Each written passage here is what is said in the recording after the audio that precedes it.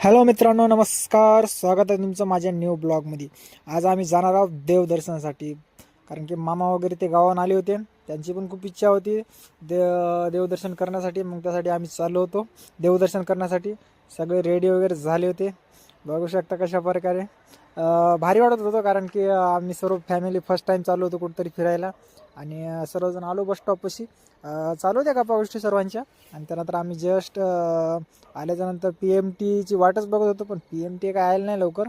मग थोडा नजारा वगैरे बघितला, मस्तपैकी वाटला. सकाळ सकाळचं वातावरण पण भारी वाटते मित्रांनो. फॅमिलीसोबत असल्यावर एक वेगळीच मजा आहे. कारण की फॅमिली म्हणल्यावर खूप भारी वाटते आणि सर्वांची चालू त्या गोष्टी. त्यानंतर आम्ही थेट निघालो.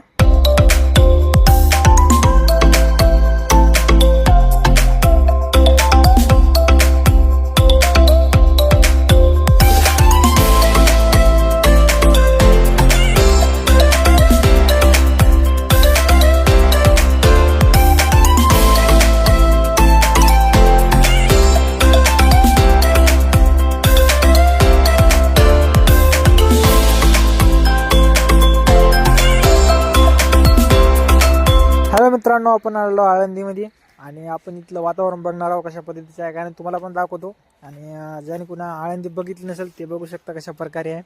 आणि आमचा घरचा छोटा डॉन पण बघू शकता कशा प्रकारे हाय करतोय. आणि त्या थेट निघालो आळंदीकडे दर्शन घेण्यासाठी. चला मित्रांनो.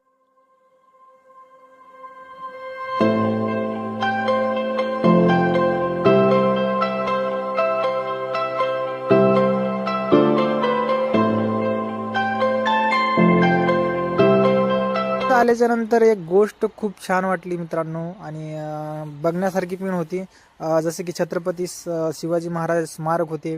आणि किल्ल्याची त्याला किल्ल्यासारखी हे दिलेली होती. सगळं तोफा वगैरे लावलेल्या होत्या. खूप असं भारी वाटलं.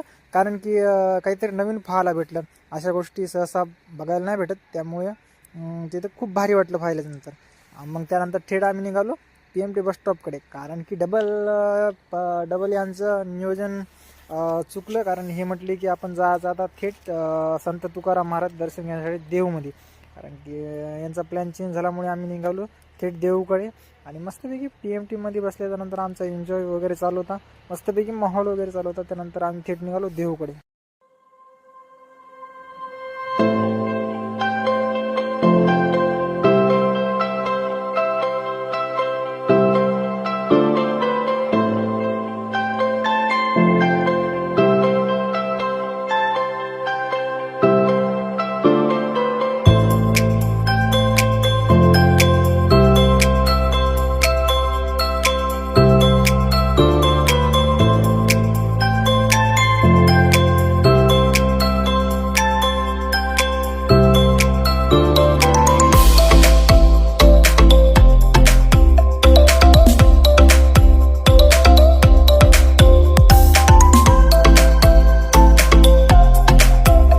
मित्रांनो, आपण पहिले आलेलो आहोत जिथं संत तुकाराम महाराज राहिले होते. त्या डोंगरावरती आलो. त्या डोंगराचं नाव आहे भंडारा डोंगर.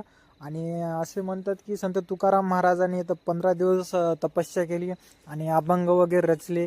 आणि बऱ्याचशा गोष्टी म्हणजे संत तुकाराम महाराजांनी इथं अनुभव घेतला. आणि या डोंगरावरती आल्यावर असा भास होते की जसं की आपण विठ्ठलाचे दर्शन घेतल्यासारखे. आणि कारण संत तुकाराम महाराज विठ्ठलाचे भक्त असल्यामुळे त्यांचा पण आपल्याला इथं भास होतो. खूप सुंदर प्रकारे असं संत तुकाराम महाराजाचे मंदिर आहे. आणि त्यांची मूर्ती पण पाहायला भेटते. आणि सर्व गोष्टी सुव्यवस्थित पद्धतीच्या आहेत. आणि म्हणजे अनुभव पण खूप अशा छान पद्धतीचा. आणि तिथं तुम्हाला असं कोणतीच गोष्ट तुम्हाला असं बाकी देवस्थानावर कसं घाण वगैरे दिसते, पण तिथलं एकदम वातावरण बेस्ट आहे. तुम्ही पाहायला जरी गेले तरी संत तुकाराम महाराजाचं मंदिर पण आहे. आणि नवीन नवीन बांधकाम पण चालू होतं. आणि तुम्ही तिथं कधी पण गेल्याच्यानंतर तुम्हाला तिथं हमखास प्रसाद म्हणून तुम्हाला जेवणाची सोय उत्तम भेटून जाते. आम्हाला पण जेवणाची सोय उत्तम होती. मस्तपैकी आम्ही जेवण वगैरे मस्तपैकी घेतलं सर्व फॅमिली वगैरे. आणि संत तुकाराम महाराजाचं आम्ही प्रसाद म्हणून ते ग्रहण केलं. मस्त वाटलं मित्रांनो. कारण की त्याचं नियोजन खूप छान पद्धतीचं होतं. आणि तिथं सर्व गोष्टी एकदम भारी, म्हणजे सगळ्या व्यवस्थित आहेत. कुणाचा तुम्हाला दाबदबाव नाही, काही नाही. सर्व गोष्टी बेस्ट आहेत. आणि तुम्ही बघू शकता कशा प्रकारे तिथं तुकाराम महाराज अभंग म्हणतात, पावली खेळतात. आणि खूप साऱ्या गोष्टी शिकायला पण भेटल्या. आणि नवीन काहीतरी बघण्यासारखं पण होतं. भरपूर गोष्टी मित्रांनो भारी वाटल्या. चला आणि तुम्हाला दाखवतो बाकीचा नजारा कसा प्रकारे आहे चला मित्रांनो.